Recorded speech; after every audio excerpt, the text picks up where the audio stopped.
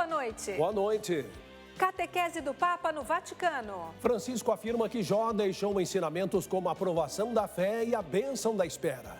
O Papa e a Igreja no combate ao abuso e à exploração sexual de crianças e adolescentes. No Brasil, campanha Maio Laranja pede engajamento da sociedade para combater este tipo de violência contra as crianças. Hospital Público do Espírito Santo se torna referência no tratamento de pacientes com distúrbios mentais. Frio na madrugada. Moradores enfrentam baixas temperaturas em diversas regiões do país. Tribunal de Contas da União julga processo de privatização da Eletrobras. No centenário da Legião de Maria, decreto de arcebispo de Aracaju instrui sobre concessão das indulgências plenárias. E os 18 anos de emissão da Canção Nova na cidade paulista de São José do Rio Preto.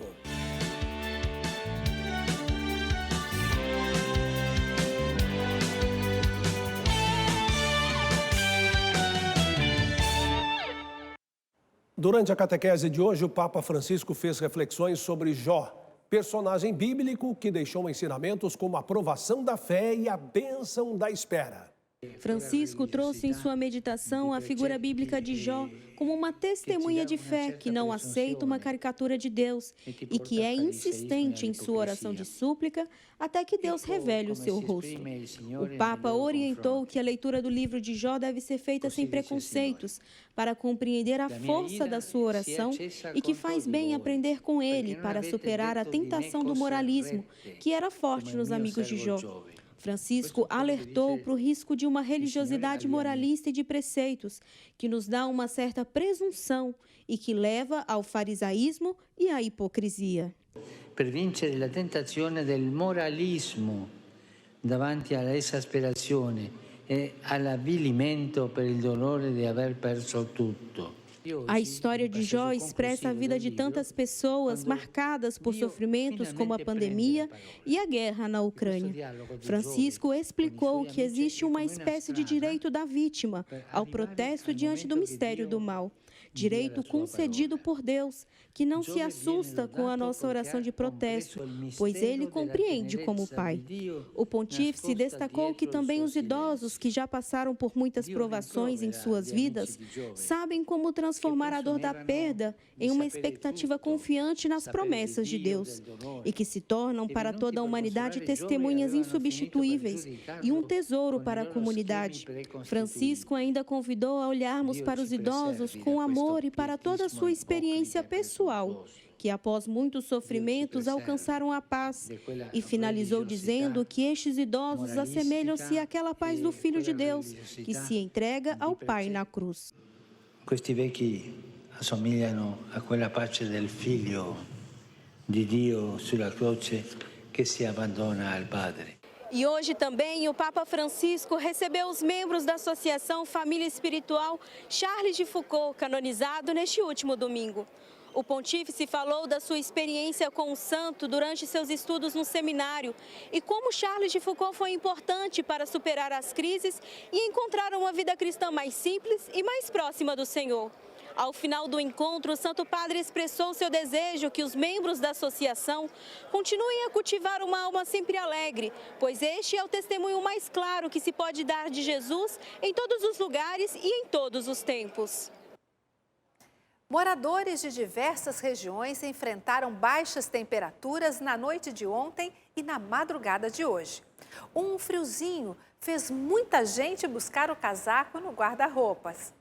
A Serra Gaúcha e Catarinense registraram geadas e neve. Os campos e ruas brancas de neve deixaram diversas cidades do sul do país com cara de inverno. Isso porque uma massa de ar polar chegou ao Brasil e trouxe temperaturas negativas, não vistas nem sentidas há muito tempo no mês de maio. É o que diz o Instituto Nacional de Meteorologia. As baixas temperaturas também se espalharam por outras regiões. Esse frio avança pelo sudeste, também com temperaturas negativas em áreas da Serra da Mantiqueira, sul de Minas Gerais e também em áreas da Serra no extremo sul ali do Rio de Janeiro, também com chance de geada em algumas localidades. Na região centro-oeste, o frio avança praticamente por todos os estados, também com alguma chance de geada em áreas do Mato Grosso do Sul, centro-sul do estado de Goiás e também também na faixa sul do Mato Grosso. Além da onda de frio, uma tempestade subtropical trouxe ao litoral sul e leste do Rio Grande do Sul e Santa Catarina rajadas de vento que causaram transtornos em algumas cidades, com ventos de até 110 km por hora. A Defesa Civil alerta a população a não ficar nas ruas durante as tempestades, não permanecer debaixo de árvores e postes, a fechar bem as janelas e portas, desligar aparelhos eletrônicos e não estacionar os veículos debaixo de torres de transmissão e placas de segurança. O Instituto Nacional de Meteorologia e o Ministério da Agricultura emitiram alerta aos produtores rurais devido às baixas temperaturas que podem prejudicar a agricultura. Temperaturas abaixo de 4 graus podem afetar as culturas de milho, feijão, café, banana e pecuaristas, como a Pirina, que mora em Bom Jardim da Serra, cidade que registrou a menor temperatura este ano, pouco menos de 2 graus negativos. Nós trabalhamos com queijo artesanal serrano. E nessa madrugada tivemos neve, ventos fortes, chuva congelada e para nós fica bem árduo o trabalho. Este período de frio deve permanecer até o fim de semana, então é bom deixar seu casaco no jeito, prontinho para vestir.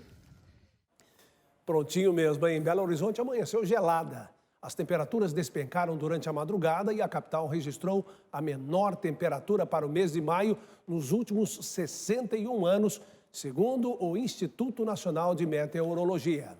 Os termômetros chegaram a registrar 6,7 graus, com sensação térmica de -9. Para entender o motivo dessa onda fria que chegou aqui na capital, a nossa equipe conversou com uma fonte do INMET. Nós estamos sob o efeito de uma forte massa de ar frio polar. Essa massa de ar frio veio da região sul do Brasil, do sul do continente. Nos próximos dias, esse ar frio ele ainda vai continuar atuando com bastante intensidade em todo o estado de Minas Gerais. Em Belo Horizonte, vamos ter aí previsão de 5 graus de temperatura mínima, então devemos bater um novo recorde amanhã. Como vimos, o frio deve continuar aqui no estado pelos próximos dias, pelo menos até o fim da semana. Em Belo Horizonte, a temperatura máxima amanhã deve ficar na casa dos 19 graus. De Belo Horizonte, Gabriele Dutra para o Canção Nova Notícias. E para quem gosta de frio, o clima está bom demais. Vamos ver com Yara Naíris se as temperaturas ficarão mais amenas amanhã. Boa noite, Yara.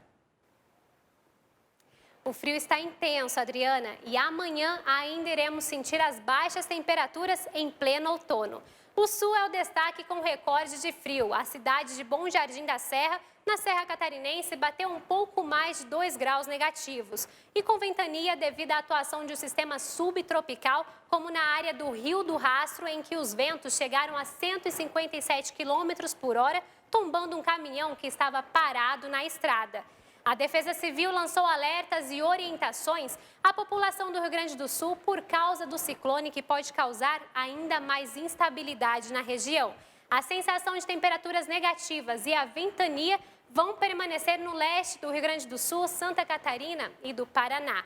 E vai ter chuva no centro-leste gaúcho e sul de Santa Catarina, com mais nebulosidade durante o dia. Nas capitais, as mínimas podem atingir os 10 graus em Porto Alegre, 12 em Florianópolis e 5 graus em Curitiba. E não pense que o frio afeta apenas os sulistas. Nós aqui do Sudeste também estamos sentindo o clima de baixas temperaturas. As geadas prosseguem sobre São Paulo e sul de Minas, com mínima de 7 graus na capital paulista e 6 graus em Belo Horizonte. Chove apenas no norte das terras mineiras e forte ventania no litoral do Rio de Janeiro. O INMET emitiu alerta para declínio de temperatura acentuado em cidades da região metropolitana do Vale do Paraíba, no estado de São Paulo. Campos do Jordão registrou a menor temperatura com 0 grau na madrugada desta quarta-feira. E o tempo pode continuar frio até sexta. Para amanhã, máxima de 10 e mínima de 2 graus. No centro-oeste, a sensação é de frio, mas o sol predomina em todos os estados, sem previsão de chuva. No norte e nordeste, a chuva mais forte persiste nessas áreas, abrangendo Roraima, nesta parte do norte, e no nordeste, desde o Rio Grande do Norte até Sergipe e também leste da Bahia. Volto com vocês, Reinaldo e Adriana. Obrigado, Yara. Olha, a gente agora fala de um assunto que pede atenção de toda a sociedade, né? Porque tratar das feridas causadas por abusos sexuais. Este é o compromisso, por exemplo, do Papa Francisco ao enfrentar, junto da igreja há anos, a violência contra crianças e adolescentes. Nesta reportagem, você vai conhecer as ações eclesiais que lutam contra este mal, sobretudo hoje, Dia Nacional de Combate ao Abuso e à Exploração Sexual de Crianças e Adolescentes. A igreja é lugar de encontro com Deus e é por isso que sempre se preocupou em garantir segurança aos seus fiéis nos mais variados ambientes. Aos abusos sexuais, o Papa Francisco já deixou claro, tolerância zero sobre o assunto. E é assim que surgiu um empenho ainda maior no combate a qualquer tipo de violência em todos os âmbitos da igreja. Ato inaceitável e que ofende a vida. É assim que o sucessor de Pedro define o abuso sexual. Diante de tempos difíceis, uma luz no fim do túnel. Foi formada há alguns anos a Pontifícia Comissão para a Proteção dos Menores, uma alternativa para tornar o ambiente eclesial protegido e cada vez mais santo, sem qualquer tipo de mácula. Um dos membros desta comissão é do Brasil. Ela surgiu em 2014, quando o Papa Francisco, no quirógrafo que ele escreveu, ele pediu para aqueles que ele convocou, nomeou, o ajudasse a enfrentar essa crise do abuso sexual, especialmente perpetrada por membros da igreja. O combate já é antigo. Outros papas o faziam, como Bento XVI. Mas com o Papa Francisco, formar pessoas capazes de compreender esta dura realidade, agindo sobretudo na escuta da vítima, tem sido cumprido de forma exemplar. Isso produz um efeito de cura. A comissão ela fez um trabalho, desde que ela foi criada, para fazer com que as vítimas de todo o mundo pudessem chegar até o Papa. Tirar este problema debaixo do tapete mostra a transparência eclesial na luta contra este mal. Prestação de contas e responsabilidade também são palavras que fazem parte dos trabalhos de prevenção, sobretudo em países como Estados Unidos, Austrália e Alemanha, que comprovaram redução nos casos de abusos. As estatísticas agora estão comprovando que diminuiu muito, porque está se falando do problema, está entendendo que se deve trabalhar na formação dos seminários e está se tomando uma consciência maior, né? Principalmente dessa questão do pedido de perdão. Para esta psicóloga de Aparecida, no interior de São Paulo, as ações da igreja para evitar a violência contra crianças e adolescentes integram uma força-tarefa para zelar pela dignidade deste público. Falar sobre o tema é o remédio necessário para semear a esperança em dias melhores, em uma sociedade melhor. Deixar claro, ninguém pode tocar nas partes íntimas do seu corpo. Ninguém pode tocar em você. Se tocar, você avisa, comunica, né? E se a pessoa disser que vai acontecer algo com você, não acredite, venha me contar. Então, essas são informações importantes que tanto os pais e responsáveis devem ter, como a sociedade de um modo geral também, né? Hoje é o Dia Nacional de Combate ao Abuso e à Exploração Sexual de Crianças e Adolescentes. Por isso, vamos a Brasília saber mais sobre o trabalho realizado pela Ouvidoria Nacional de Direitos Humanos no combate a este crime. Uma boa noite, Ronaldo. Olá, muito boa noite a você, boa noite a tanta gente que nos acompanha. A campanha de enfrentamento ao abuso e à exploração sexual de crianças e adolescentes, chamada Maio Laranja, precisa cada vez mais do engajamento da sociedade. A data foi criada em memória ao caso da menina Araceli Crespo, que com 8 anos de idade foi violada e assassinada em Vitória, no Espírito Santo, em 18 de maio de 1973. Infelizmente, o número de casos de violência sexual contra esse público no Brasil ainda é alarmante. De acordo com o balanço realizado pela Ouvidoria Nacional dos Direitos Humanos, entre as denúncias de violações contra criança e adolescentes, cerca de 18% dos casos estão ligados a situações de violência sexual. Em 2021, foram registrados mais de 18 mil casos. E só este ano, quase 4.500 denúncias já foram contabilizadas. A violência sexual contra criança e adolescente, em sua maioria, ocorre diariamente. Então, por isso que nós precisamos combater, por isso o Maio Laranja é tão importante, conscientizar a população. Durante todo o mês de maio, a campanha de enfrentamento ao abuso e à exploração sexual de crianças e adolescentes é promovida com o intuito de mobilizar a sociedade para estar cada vez mais engajada na causa. É importante um olhar atento, criar um sentido de vigilância social sobre as crianças e adolescentes. Nesse sentido, a gente precisa de todo mundo. A rede de proteção, principalmente aí contamos muito com os professores, os educadores. Uma boa parte das denúncias de violência vem de professores. A denúncia pode ser feita através do Disque 100 e demais canais disponíveis pela Ouvidoria Nacional, como o número de WhatsApp, o site da Ouvidoria, o Telegram e o aplicativo SAB, uma ferramenta interativa conectada diretamente ao Disque 100. Lembrando que no site e no aplicativo, o demandante, o usuário, ele pode utilizar o chat, mas ele também pode fazer uma videochamada em Libras. Neste 18 de maio, o Ministério da Mulher, da Família e dos Direitos Humanos, através da Secretaria Nacional dos Direitos da Criança e do Adolescente, lançou o Plano Nacional de Enfrentamento à Violência contra o Público, com ações e métodos para orientar a sociedade. Na oportunidade, também foi lançado o Observatório Nacional da Criança e do Adolescente e foi assinado o Pacto Nacional pela implementação da Lei da Escuta Protegida. É importante que cada pessoa faça a sua parte para reduzir essas altas taxas de violência contra crianças e adolescentes registradas hoje no Brasil. E o Tribunal de Contas da União retomou hoje o julgamento da última etapa para o processo de privatização da Eletrobras. A repórter Aline Menezes traz mais informações. Boa noite, Aline. Boa noite, Ronaldo, e boa noite a todos que nos acompanham. Hoje, o plenário votou a segunda etapa do processo de desestatização da Eletrobras, avaliando o modelo de venda proposto pela União e a faixa de valores das ações a serem ofertadas na Bolsa de Valores, que, segundo o ministro Bruno Dantas, quem vai determinar é o mercado. E com a maioria dos votos, o TCU aprovou a privatização da Eletrobras. Não temos o placar definido, porque até então, agora há pouco, antes de entrar ao vivo, a sessão ainda não havia sido encerrada. Mas, como esperado, o relator, o ministro Haroldo Cetraz, votou favorável. Já o revisor, o ministro Vital, votou pela interrupção do processo, alegando algumas irregularidades, com uma diferença de mais de 30 bilhões de reais nos cálculos do endividamento líquido da Eletrobras. Depois da sua apresentação, o ministro recebeu o apoio da presidente do tribunal, a ministra Ana Arraes.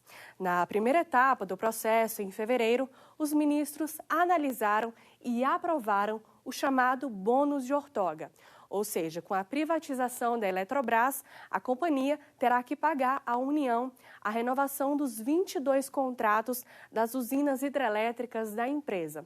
Agora, com a decisão, a aprovação do TCU, o governo tem a possibilidade de dar andamento à desestatização da Eletrobras. Ronaldo, eu volto com você. Uma ótima noite. Obrigado, Aline. E eu volto daqui a pouco, mas agora a gente vai a São Paulo, porque há 35 anos o Brasil começou um processo de reflexão sobre a saúde mental. O Rodrigo Luiz tem as informações sobre o Dia Nacional da Luta Antimanicomial. Boa noite, Rodrigo. Boa noite, Ronaldo da Silva. Boa noite para todos os amigos que acompanham agora o Canção Nova Notícias. Pois é, desde então começou o amadurecimento de uma ideia entre profissionais da área de que era necessário virar a página de todo tipo de violações em manicômios contra quem sofre com distúrbios mentais. A proposta é um tratamento mais humanizado para esses pacientes. E a nossa equipe mostra o trabalho em um hospital que é referência nesse tipo de tratamento. Nos anos 70, trabalhadores da saúde e famílias clamavam por mudanças no atendimento de pacientes psiquiátricos em nosso país. era o início da luta pelo fim dos manicômios ou hospitais colônia, nos quais os pacientes com distúrbios mentais eram isolados do convívio social e, em muitos casos, o tratamento era desumano. Era um modelo muito segregativo, realmente excludente, de entender aquela pessoa a partir de uma repulsa. Então, assim, o nosso passado, e sobretudo no Brasil, não tem uma boa memória para esse tratamento da saúde mental. Era preciso rever o modelo de tratamento. Em 18 de maio de 1987, por causa da pressão popular, surgiu a proposta de fazer uma reforma psiquiátrica no Brasil. Neste mesmo ano, 18 de maio, foi oficializado como Dia de Luta Antimanicomial. O clamor nacional pôs fim aos manicômios e aí surgiram os núcleos de assistência psicossocial. O primeiro deles foi inaugurado em Santos, no litoral paulista, e depois outras unidades foram se espalhando pelo país. Hoje, são 2.600 centros de assistência psicossocial que atendem em todo o Brasil. Esses centros de atenção cuidam da saúde, fazem acompanhamento social e buscam restabelecer os vínculos do paciente com a família e sociedade. Hospitais de referência seguem na mesma esteira do atendimento humanizado. É o que se vê no Hospital Estadual de Atenção Clínica de Cariacica, no Espírito Santo. Na unidade, são realizadas atividades terapêuticas, passeios, atividades físicas, oficinas e atendimento psicológico. Ações que visam promover o convívio com a família e a comunidade. E quando ele vem e percebe que mesmo com um transtorno, ele pode ser acolhido e ele é visto para além da sua patologia, que isso é possível, ele sai mais sujeito e autônomo de si a partir dessas ferramentas mentais, dessas ferramentas de acolhimento, das oficinas, ele sai mais preparado para fazer esse enfrentamento social externo. Estamos de volta com o Canção Nova Notícias. A Câmara dos Deputados aprovou a medida provisória que favorece a renegociação de dívidas do Fundo de Financiamento Estudantil, o FIES. Ronaldo da Silva tem mais informações direto de Brasília. Com você, Ronaldo. Perfeitamente. Essas dívidas fazem referência a contratos feitos até o segundo semestre de 2017. De acordo com o governo federal, o estoque de contratos dessa época é de mais de 2 milhões de reais, com saldo devedor de 106 bilhões de reais. A taxa de inadimplência desses contratos em atraso de mais de 90 dias é de 48%. O texto aprovado na Câmara também permite que o Ministério da Educação faça visitas virtuais para avaliar cursos superiores e criar parcelamento de dívidas para entidades beneficentes da área da saúde, como santas casas e hospitais filantrópicos. O texto agora segue para apreciação dos senadores.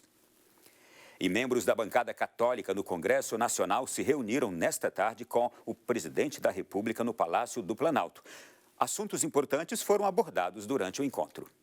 O encontro reuniu parlamentares, religiosos e representantes de entidades filantrópicas, como as Santas Casas. A Frente Parlamentar Católica do Congresso Nacional apresentou ao presidente Jair Bolsonaro grupos de igrejas católicas de várias partes do país. Os parlamentares também falaram da importância dos trabalhos sociais criados para ajudar dependentes químicos. A nossa frente parlamentar realizou nos últimos 10 anos um avanço muito grande.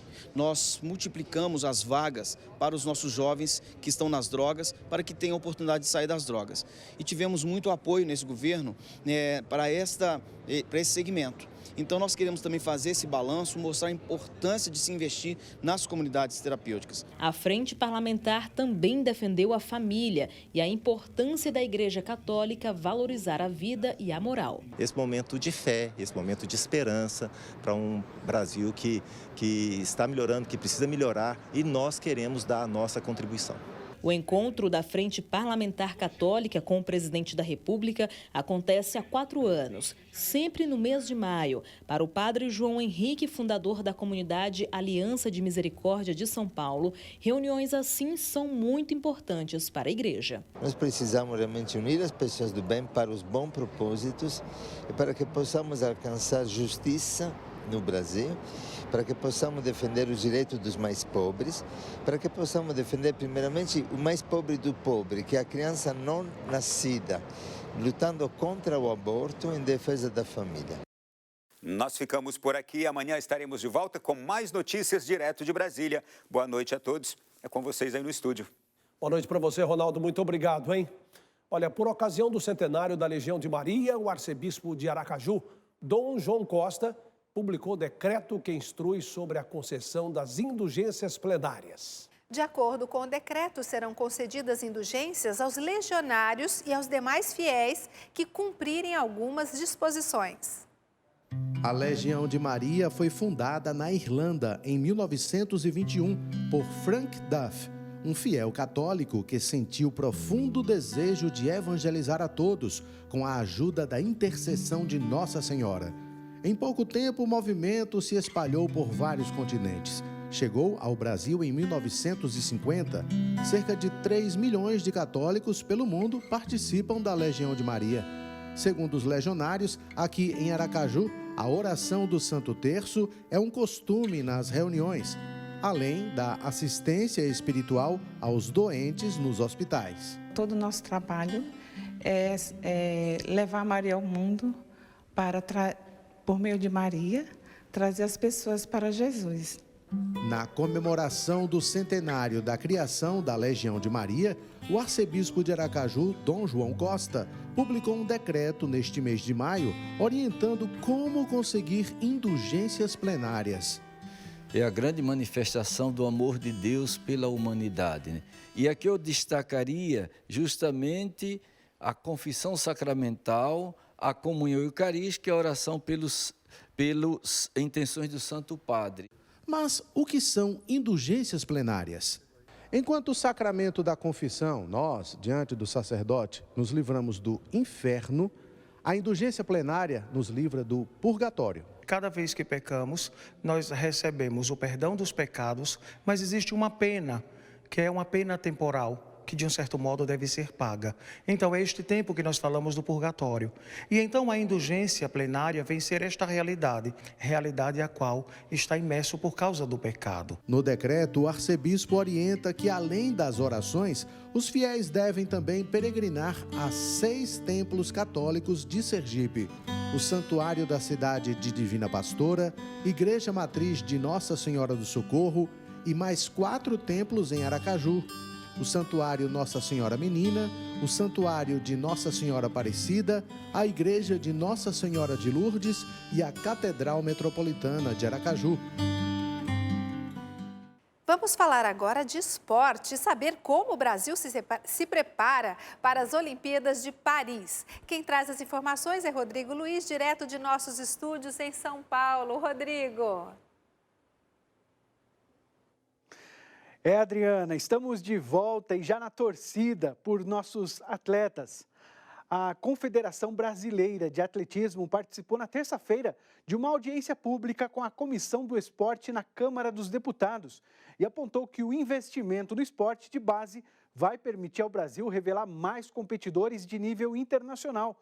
A comissão tem realizado audiências com representantes das modalidades que mais conquistaram medalhas para o Brasil ao longo da história.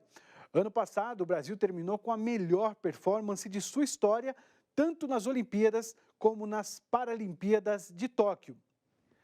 O nosso país se prepara, então, para fazer bonito em Paris. Aqui em São Paulo, nossa equipe visitou a Escola Paralímpica de Esportes. O espaço incentiva o treinamento de crianças e adolescentes com deficiência em diversas modalidades esportivas.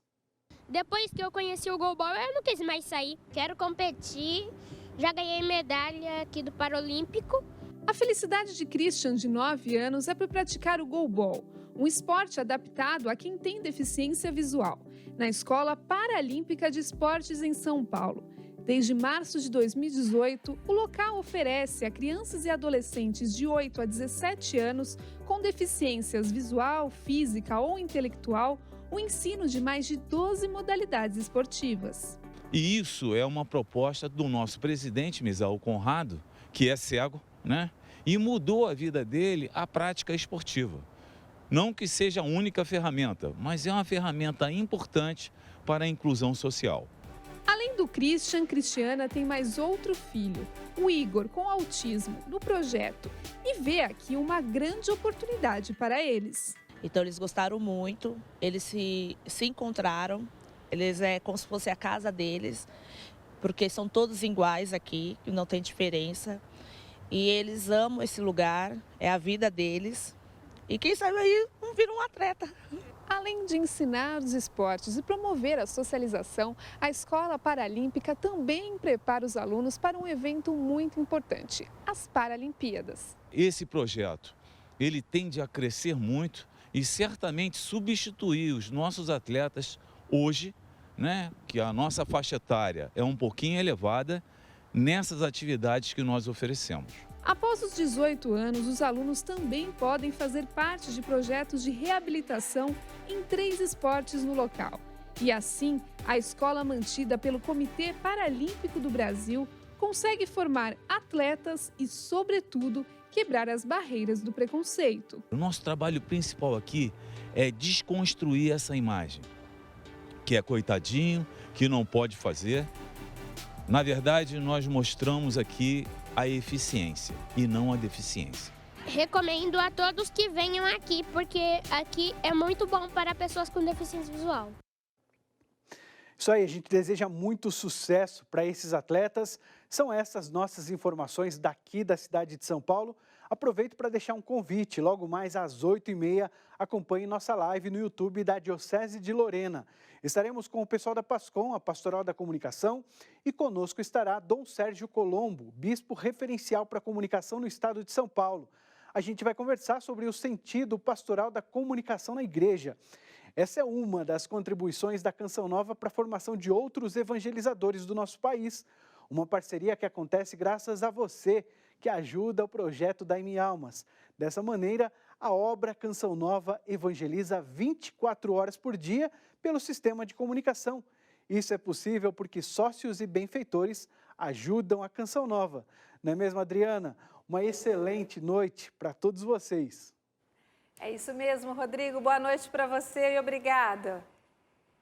Bom, gente, é a sua ajuda que faz toda a diferença na vida de muita gente. Estamos com 57% do projeto Dai-me Almas deste mês de maio. A Canção Nova conta com você. Acesse clube.cançãonova.com e escolha a melhor forma de doar.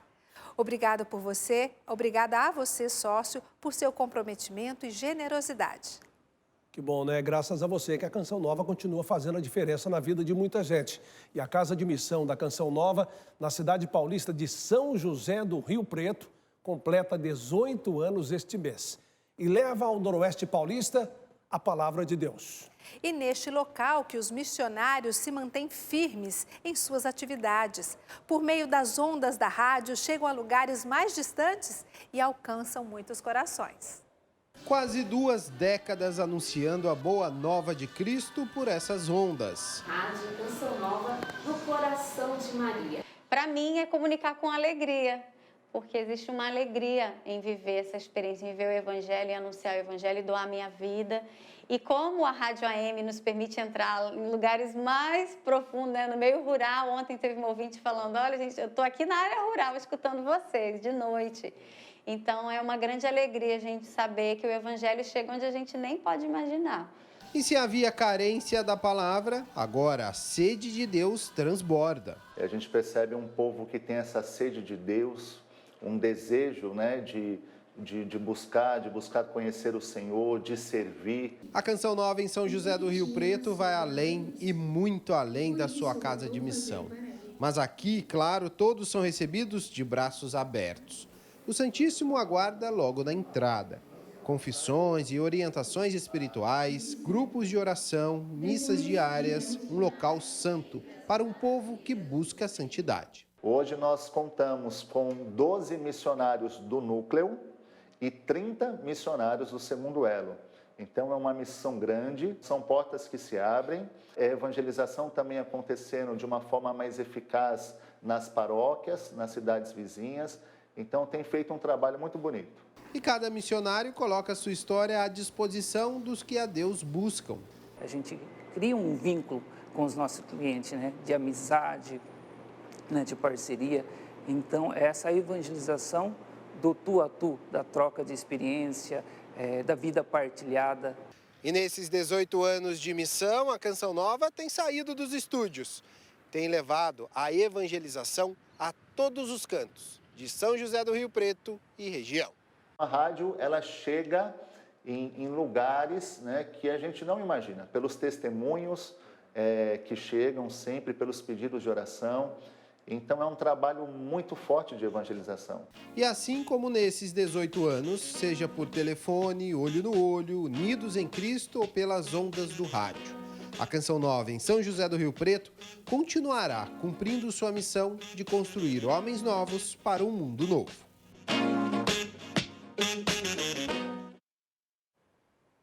Parabéns à missão de São José do Rio Preto. E o Canção Nova Notícias fica por aqui. Reveja as nossas reportagens no site noticias.cançãonova.com. Assista daqui a pouco, às 8 horas, a adoração ao Santíssimo e logo depois a transmissão da Santa Missa do Clube da Evangelização no Santuário do Pai das Misericórdias.